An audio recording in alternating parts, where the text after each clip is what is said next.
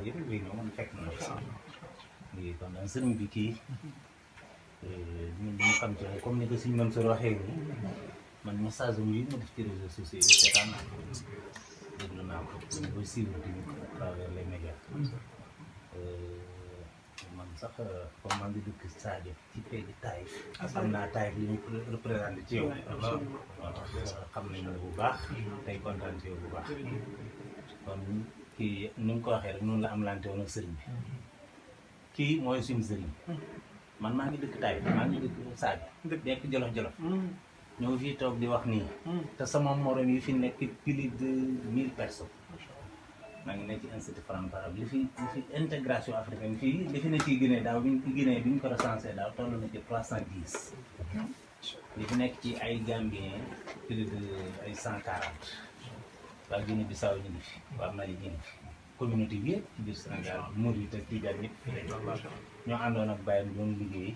moom bi Baye di génn àdduna Égypte la ko fekk muy jàng macha allah ci ñaari anam nag. mu nekk nag koo xam ne nekkul gan ci kër gi parce que ñëw na fi fekk na fi suñu baay sëñ Abdou Wilane waxtaan ak moom fasanteeg moom kóllëre bi yàlla defee li gën mu jël message publier ko ci réseaux sociaux yépp wax dimension góor gi jaale ko Sénégal yépp mais nag mu teg ci ne ma loolu dayul Mansour danaa ñëw ba Kaffrine danaa ñëw ba ca kër ga danaa joxe sama njaale danaa leen wan ne góor gi ñun ñëpp a ko bokk góor gi nekkatut national sax mais international ah donc ñu rafetlu bu baax kàddoom yi parce que ñun ñoo ko fi nekkal te nit ki wax dëgg yàlla bu la yëgee rek yëg ko rek ngay mën a def te ñun tam ñu dëkk fii te yéen lañ am donc ñun tam duñ mën lu rek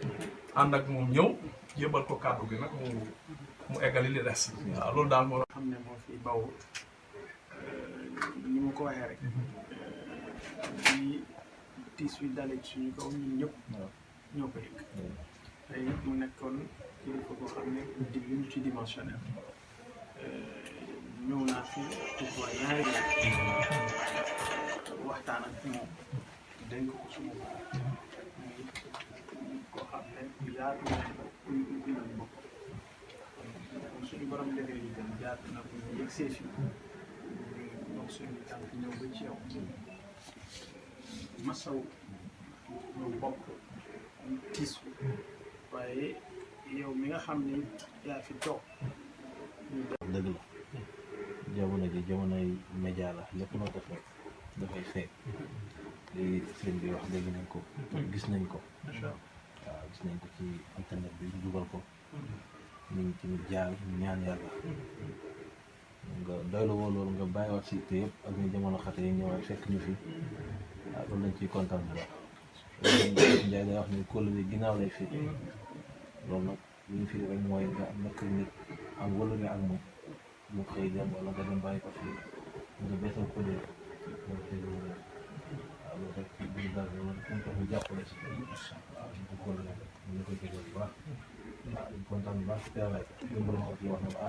sëñ ci de nee na ma sow boo ko oo ne ko Bougane dana fi ñëw naka loolu dañuy neex ndax gis nañ ci photo yi fekk ñu fi waaye gis nañ ko waaw gis nañ ci photo yi yow ak sëriñ bi yéen ci kaw terrasse bi yaa ngi waxtaan ak moom foofu waaw kon jamono ji lépp loo def rek dafay feeñ waaw ñu leen dëkkee bu baax ci loolu dañuy kontaan bu baax di kontaan ci ñëw fii waaw